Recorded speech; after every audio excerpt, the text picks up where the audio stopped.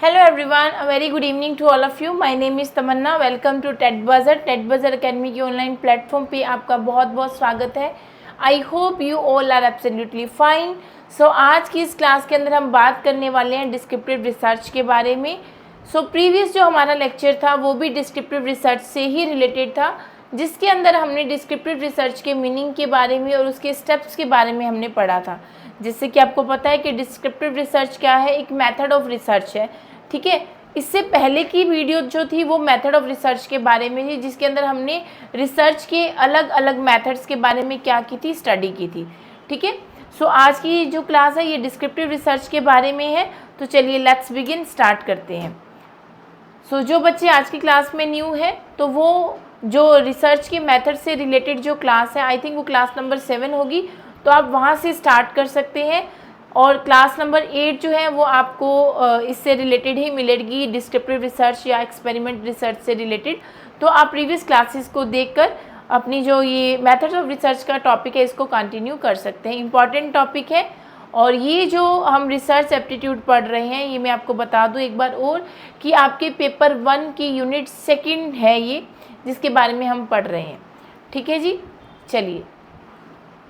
तो आज की क्लास के अंदर हम बात करने वाले हैं वर्क ऑफ डिस्क्रिप्टिव रिसर्च की. डिस्क्रिप्टिव रिसर्च के वर्क कौन कौन से हैं, मतलब अगर हम डिस्क्रिप्टिव मेथड यूज़ करते हैं, डिस्क्रिप्टिव रिसर्च कह लीजिए या फिर डिस्क्रिप्टिव मेथड कह लीजिए, कि किसी भी रिसर्चर के द्वारा जब अपनी या फिर किसी भी टॉपिक पे वो रिसर्च कर रहा है तो रिसर्च करने के लिए अलग अलग मेथड्स का यूज़ करता है.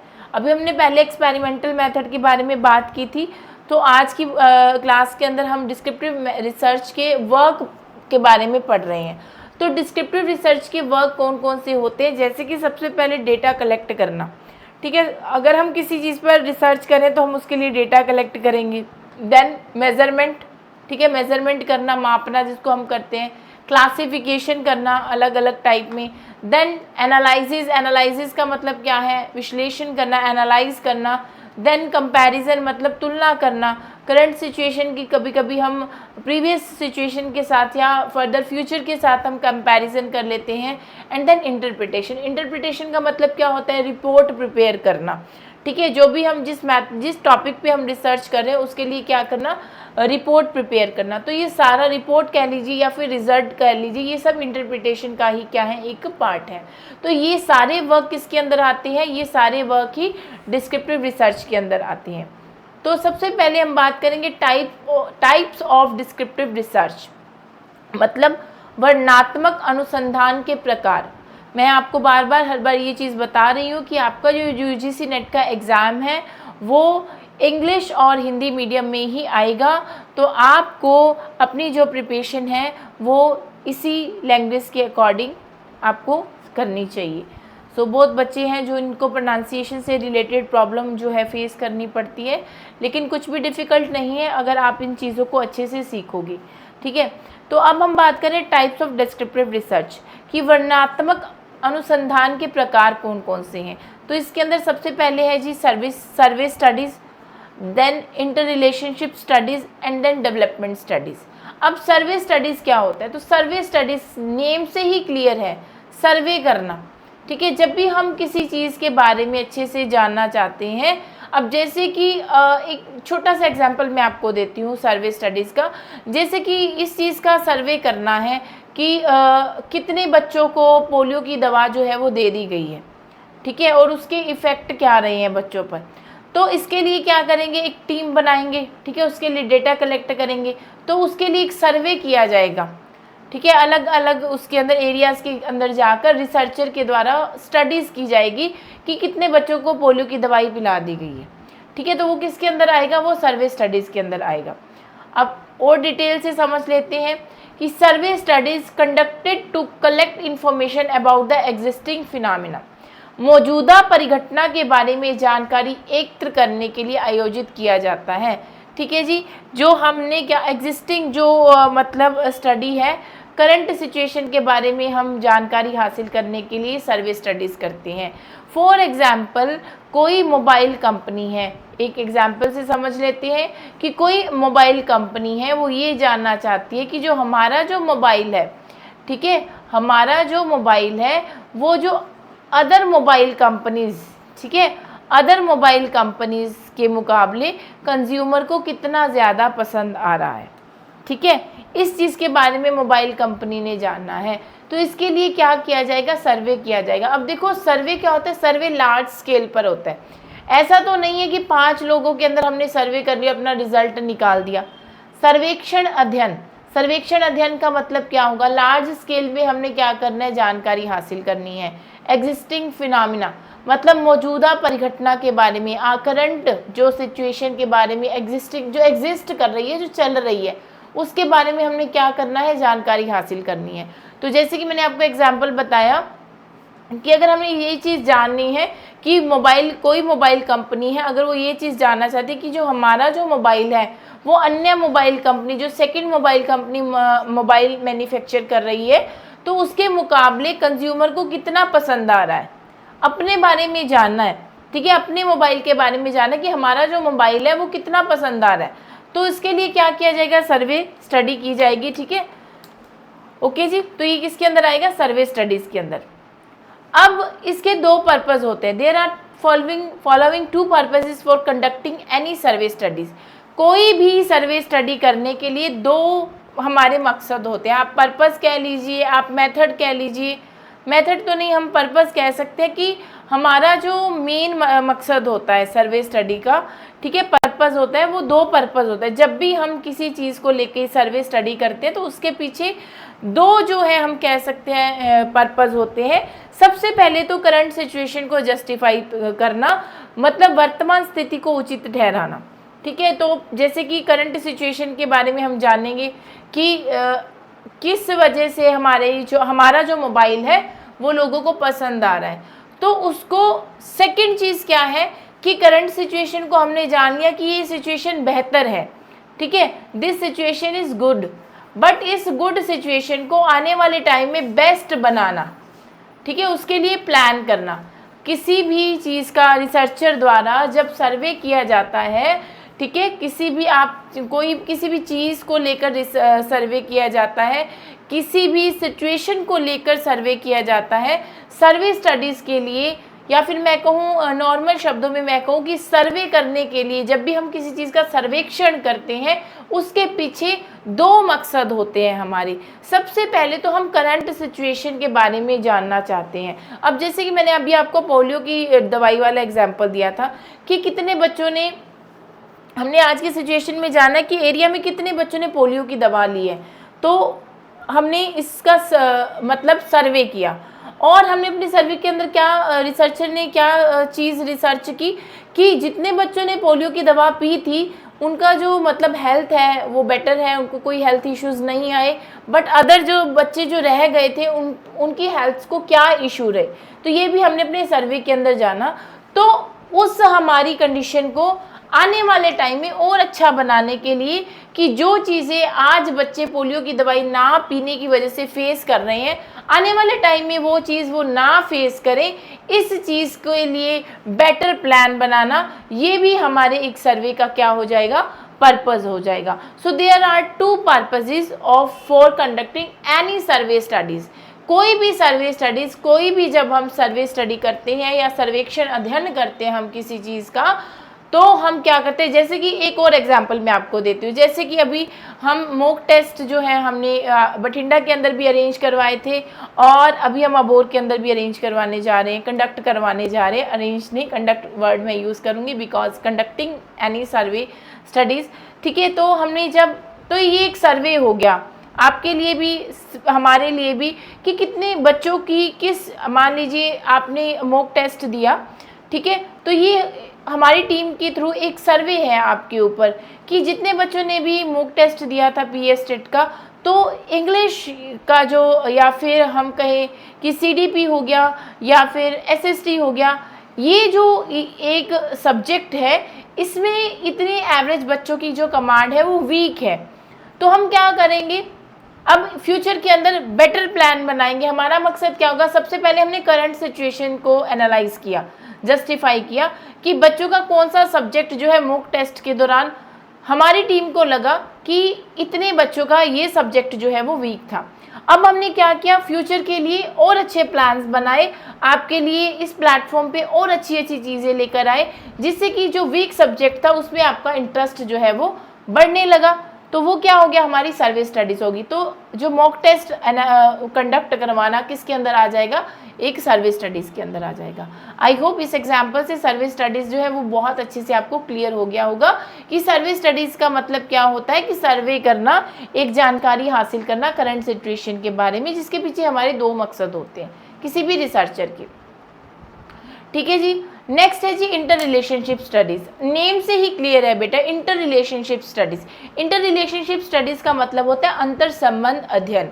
मतलब इसके अंदर क्या होता है कि रिसर्चर दूसरे फैक्ट्स के साथ रिलेशनशिप फाइंड करने की कोशिश करता है।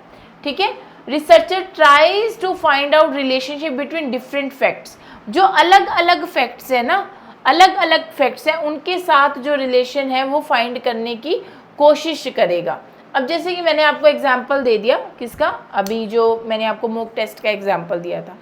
अब हमारा जो मकसद रहेगा वो ये रहेगा कि हम कोशिश करेंगे कि जो जो सब्जेक्ट आपके अच्छे हैं, ठीक है, तो आपकी जो वीक सब्जेक्टिव हैं वो अदर सब्जेक्टिव को इफ़ेक्ट ना करें। इस चीज़ को फाइंड आउट करने की हम क्या करेंगे, कोशिश करेंगे। मतलब एक अलग तरीके स्टडी करना, to find out relationship between different facts. अब ये दो मेथड में होता है। इंटर रिलेशनशिप स्टडीज़ जो होती है वो दो मेथड में होती है। सबसे पहले केस स्टडी। केस स्टडी का मतलब क्या होता है कि अगर हमें किसी चीज़ के बारे में डिटेल इन्फॉर्मेशन, अब केस का मतलब क्या होगा कि हम पूरी जानकारी लेंगे उस चीज़ के बारे में। ठीक है, किसी भी चीज़ के बारे में डिटेल इन्फॉर्मेशन प्राप्त करनी है। If you want to achieve, if you want to examine a complete detail information about anything, जब भी हम किसी चीज़ को detail examination of a particular case, किसी भी पर्टिकुलर केस का हम डिटेल एग्जामिनेशन करना चाहते हैं, तो सबसे पहले हम उसका क्या करेंगे, केस स्टडी करेंगे। ठीक है, अब फॉर एग्जाम्पल अभी मैं हम एक बेसिक एग्जाम्पल लेकर चल रहे हैं कि हमने पूरे जब उस टेस्ट के पेपर्स को चेक किया तो हमारी केस स्टडी के अंदर हमने ये चीज़ पाई कि जो बच्चे हैं उनका इस चीज़ को लेकर, या कोई भी सब्जेक्ट है, ठीक है, एक पर्टिकुलर सब्जेक्ट, ये एग्जाम्पल है बेटा, ठीक है, तो हमने उसके ऊपर क्या किया, केस स्टडी किया कि हाँ ये चीज़ जो है बच्चों की, ये सब्जेक्ट जो है ये वीक है। ठीक है, तो इंटर रिलेशनशिप स्टडीज़ जो होती है बेटा जी, वो क्या होती है, दो टाइप से होती है। एक तो होती है केस स्टडीज़। ठीक है, केस स्टडी के अंदर हम क्या करेंगे, पूरी केस को स्टडी करने वाले हैं। नेक्स्ट है एक्सपोस्ट फैक्टो और कैजुअल कंपैरेटिव स्टडीज़, मतलब पूर्वव्यापी या आकस्मिक तुलनात्मक अध्ययन। अब इसके अंदर क्या होगा, कुछ परिस्थितियाँ कैसे और क्यों घटित होती हैं, इसका उत्तर जानने का प्रयास करेंगे। अब जब कोई घटना घटित हो जाती है, ठीक है, अब ये एक्सपोस्ट स्टडी कब करते हैं, केस स्टडी कब करते हैं, पूरे केस की जानकारी लेने के लिए। ठीक है, एक्स पोस्ट फैक्टो और कैजुअल कंपैरेटिव स्टडीज़, किसी भी रिसर्चर के द्वारा पूर्वव्यापी या फिर आकस्मिक तुलनात्मक अध्ययन कब किया जाता है, इसका मतलब होता है मान लीजिए कोई भी घटना हो गई, ठीक है, कोई भी घटना घटित होने के बाद उसकी बाद ऐसी स्टडी की जाती है। आपने एग्ज़ाम दे लिया, उसके बाद हम क्या करेंगे, कैजुअल कंपैरेटिव स्टडी करेंगे। ठीक है जी, फॉर एग्जाम्पल मान लीजिए अर्थक्वेक आया, एकदम से मतलब भूकंप आ गया, तो अर्थक्वेक आने के बाद उस एरिया की जो स्टडी की जाती है वो किसके अंदर आ जाएगी, एक्स पोस्ट फैक्टो और कैजुअल कंपैरेटिव स्टडीज़ के अंदर आ जाएगी। मॉक टेस्ट देने के बाद, ठीक है, बच्चों की गैदरिंग पे जो स्टडी की जाएगी वो क्या हो जाएगी, वो एक्स पोस्ट फैक्टो और कैजुअल कंपैरेटिव स्टडीज़। मतलब क्या है, एक्स पोस्ट फैक्टो और कैजुअल कंपैरेटिव स्टडीज़ मतलब पूर्वव्यापी या आकस्मिक तुलनात्मक अध्ययन किसके अंदर आता है, जब भी कोई घटना घटित हो जाती है, उस घटना के होने के बाद जब रिसर्चर के द्वारा जो स्टडी की जाती है उसे हम क्या कहते हैं, पूर्वव्यापी या आकस्मिक तुलनात्मक अध्ययन, एक्स पोस्ट फैक्टो और कैजुअल कंपैरेटिव स्टडीज़। ठीक है। It is not possible to manipulate independent variable, स्वतंत्र चर में हेरफेर करना संभव नहीं है। इसके अंदर हम क्या है, वेरिएबल्स के अंदर मैनिपुलेट नहीं कर सकते, ठीक है। अब इसके अंदर क्या है, ये क्यों की जाती है। अब आप सोचोगे कि मैम ये ऐसी स्टडी क्यों करते हैं, मतलब मान लीजिए कोई इंसिडेंट हो ही गया, उसके बाद उसको एनालाइज करने का क्या फ़ायदा। या तो किसी रिसर्चर, जब रिसर्चर रिसर्च करता है तो करंट सिचुएशन जो होती है उसके अकॉर्डिंग कर ले, जो चीज़ हो ही गई उसकी स्टडी क्यों करनी।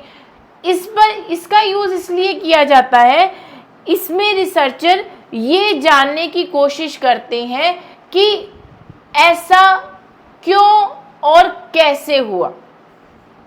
मान लीजिए अर्थक्वेक आया, भूकंप आने के बाद की जो स्टडी होगी, अब भूकंप क्यों आया, ठीक है, और कैसे आया, ये किसके अंदर होगा, मतलब कैसे आया, इट मीन्स टाइमिंग या इसके बारे में हम जानेंगे इसके अंदर। तो ये किसके अंदर आएगा, ये ex post facto causal comparative studies के अंदर आएगा, ठीक है। नेक्स्ट है जी correlation and prediction studies. Name से ही क्लियर है, प्रिडिक्शन का मतलब क्या होता है, भविष्यवाणी करना, ठीक है। सहसंबंध और भविष्यवाणी अध्ययन। Correlation studies are concerned with determining the extent of relationship between existing between variables. मतलब क्या है, सहसंबंधी अध्ययन चरों के बीच में विद्यमान संबंधों की सीमा निर्धारित करने से संबंधित होता है। मतलब क्या है कि हम इसके अंदर क्या करते हैं, कोरिलेशन स्टडी करते हैं, ठीक है।